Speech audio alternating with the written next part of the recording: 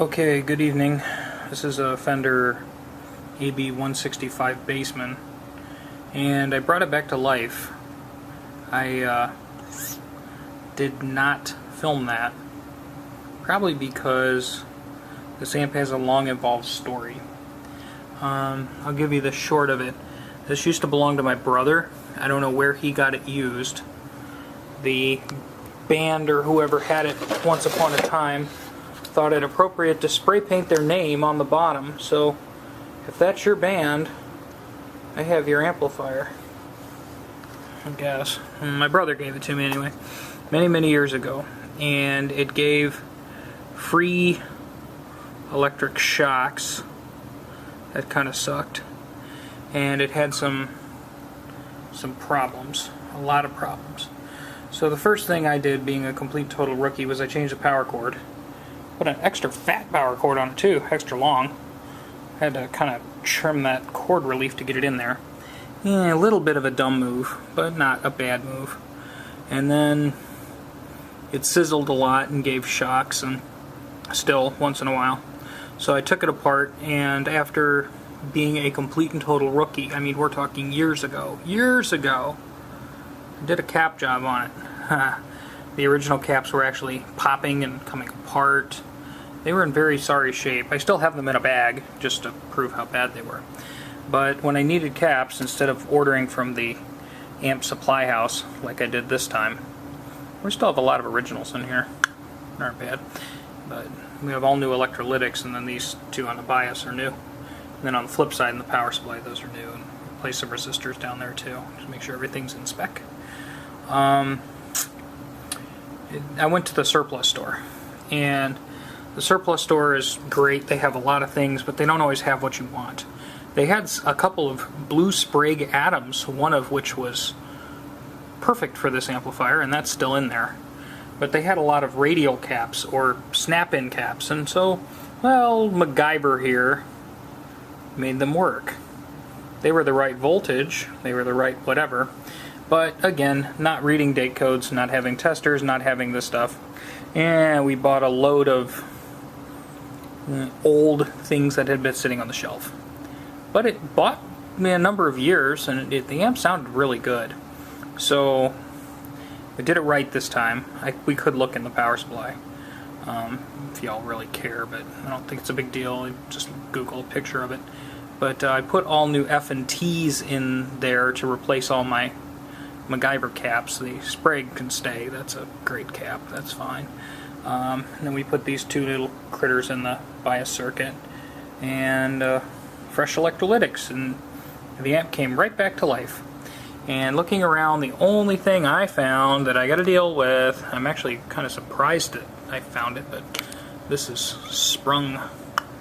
That's sprung. So it's leaking noise. It's a source of noise here when the amp is not on, so need to deal with that. But other than that, I think she's okay. Yeah, those are all fine. So how does that happen? Usually somebody trips over their cord, so we'll replace that. But as a young man who was just a computer technician and did not have any experience with amplifiers, I took a crack at this, and I got the problem solved, but I made a few mistakes we're going to clean up and fix, because you can never go and unfix your mistake, or you can always unfix your mistakes. Down here, our power cord, we have the ground wire is just stuck under that bolt. We're going to get a tab and tab it down like it is there. You know, just things like that now that we do. So, just as a message to everybody, it's never too late to fix your mistakes. I don't like to advertise that I make mistakes, but I made these mistakes well over 10 years ago. So, you know, rookies make rookie mistakes. So we'll see. We probably have a switchcraft or a Neutrik to fit that, which they're pretty much the same. Put that in, and go home happy. Okay, so I actually had a switchcraft in there, and the new switchcrafts and the old switchcrafts are really not any different, so that was a perfect fit.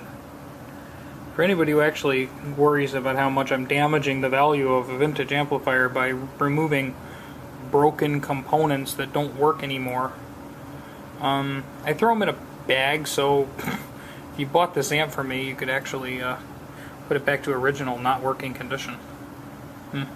Okay. So I'm going to deal with that little ground lead in the corner, and then we're done. Thanks for watching. You can always fix what you did wrong, even if it was 10 years ago. I don't do this dumb stuff anymore. Buy good caps from the amp dealer. Okay, bye. Okay, and now for the most craptastic demo ever, because I didn't even bother to get the tripod out. So we're just going to sit this on the slightly not level chair. We can even get it to balance for a minute. There we go, good enough. The shop speaker is facing away from the amplifier, so it's going to sound like death, and I don't even have a guitar pick, so...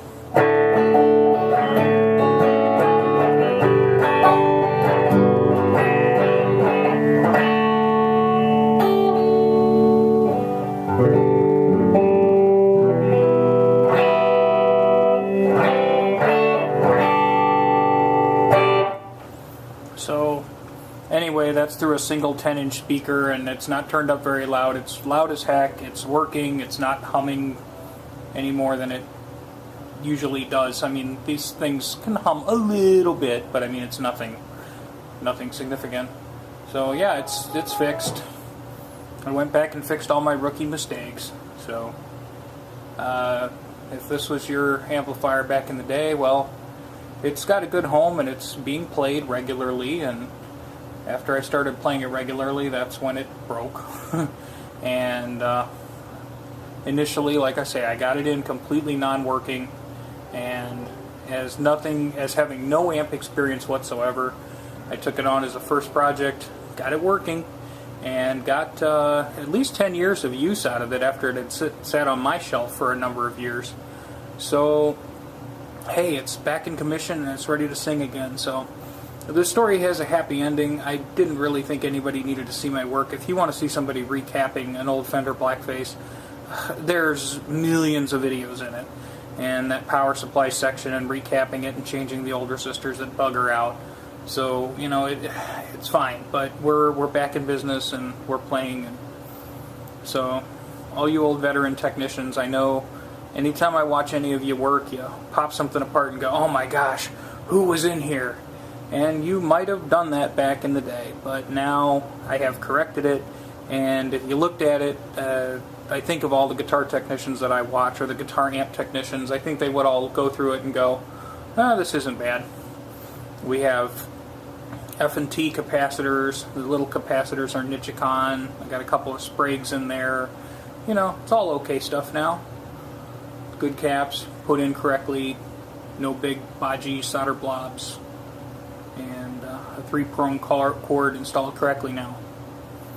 Death cap removed, and all the old caps exploding and leaking, sitting in a bag for whoever's an original enthusiast.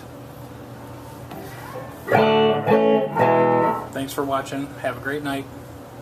Be nice to me. This was a project I did before I knew what I was doing. But now I do, and I fixed it right. Okay, bye.